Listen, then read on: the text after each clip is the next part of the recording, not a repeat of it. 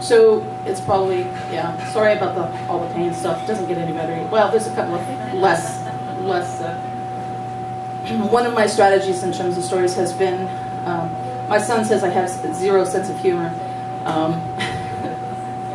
And I suppose in part it's true, but what sense of humor I do have tends to be rather black and somewhat dry. This is based on the story of Orpheus and Eurydice. And for those of you who don't know it, so Orpheus had this beloved wife, Eurydice.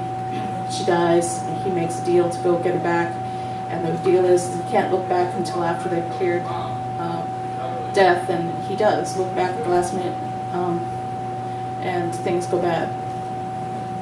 This is Eurydice's version of that. I knew he'd come. Someone like him always comes to the doors of the young and beautiful and not too independent. Muses in short supply.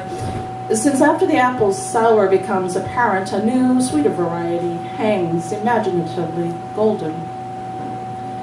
He hadn't bit the worm yet in our days, so I knew he'd be looking.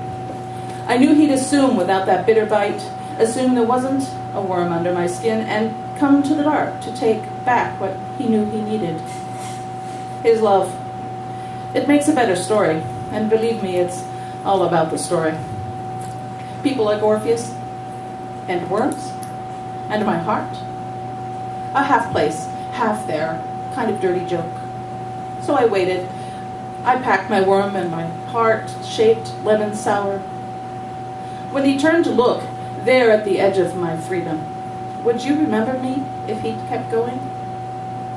But he did look, knowing this was the right turn in his story. He turned and I pricked the thumb of darkness, a crime of inestimable proportions.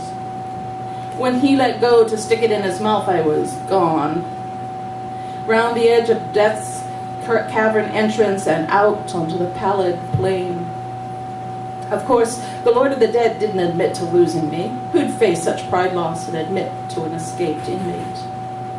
And him, once husband, he never realized I'd turned? Made it past the door and into the world? Don't know really. But I do know he never wrote that part of it. He had a story and he stuck by it.